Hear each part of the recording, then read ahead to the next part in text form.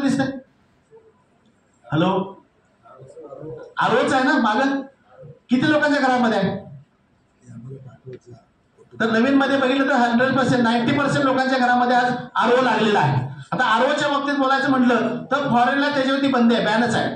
वापरायचा नाही असं तिथल्या गव्हर्नमेंटने रूल केला. का केला सर? तर त्यांनी अभ्यास केला आणि त्यांच्या लक्षात आलं 92 ते 99% कॅल्शियम आणि मॅग्नेशियम जे मानवी शरीराला गरजेचे घटक आहेत ते टीडीएस सेट करून काढून टाकले जातात.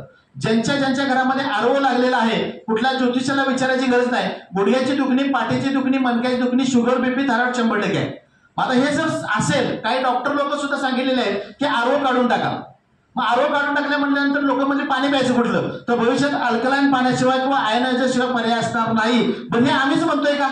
तर नाही, आम्ही म्हणत नाही. तर WHO वर्ल्ड हेल्थ ऑर्गनायझेशन जागतिक लेवलची संघटना आहे, हिने सुद्धा काही न्यूज अलाउड केले होते आपल्या भारतामध्ये, पण आपल्या लोकांनी लक्ष दिलेलं नाही. काय म्हणतात बघा, WHO ने चेता अलाव का पाणी बंद सकता है मौत का कारण. किंवा बिस्लरी ॲक्युपेना जे आहे हे बॉटल बंद पाणी तुम्हाला आम्हाला कॅन्सरकडे घेऊन जाऊ शकतं. पितो का नाही? पण मग बिस्लरी कॅन्सरकडे घेऊन जाऊ शकतं, तरी सुद्धा बाहेर गेलो काय पितो? पिता का नाही? हॅलो, हे सर नो पिता ना?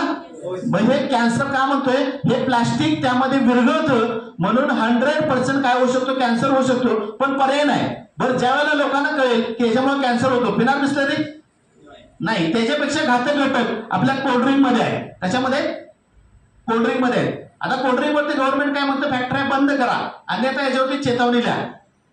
मग याच्यावरती फॅक्टरी तर बंद होणार नाही. करोड रुपये लावले लोकांनी, चेतावणी लिहिली जाईल बारीक अक्षरामध्ये, डेंजरस टू हेल्थ. ह्याचा सेल वाढेल का कमी होईल? काय वाढणार का कमी होणार? मागं काय वाढणार का कमी होणार? काही लोकांचं मत आहे कमी होणार आणि काही लोकांचं मत आहे वाढणार.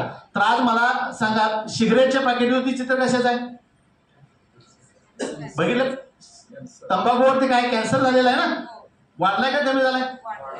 पण लोक आपली उलट करतात. म्हणजे थोडक्यात सांगण्याचं तात्पर्य काय? एवढं सांगण्याचं तात्पर्य काय? ऍसिडिक इंटेकमुळे प्रॉब्लेम होत असेल तर अल्कलाईन इंटेक घेणं गरजेचं आहे आणि ते आपल्या मशीनच्या पाण्यातून मिळणार आहे. एकदा जोरदार टाळ्या होतात अल्कलाईन वॉटरसाठी.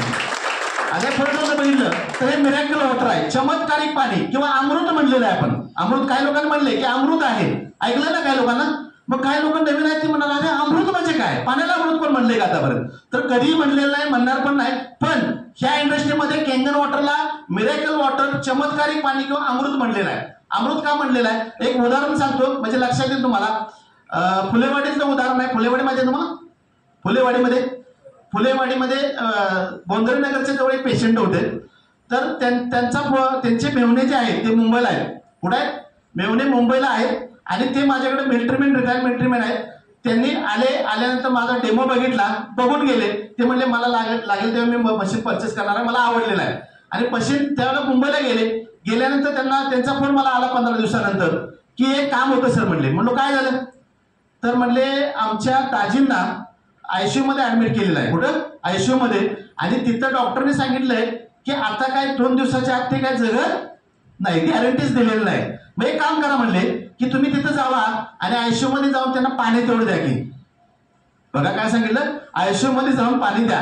मी म्हटलं आयसीयू मध्ये आपल्याला अलाउड नाही आहे. एक काम करा, त्यांना काय सांगितलंय तर त्यांनी सांगितलं की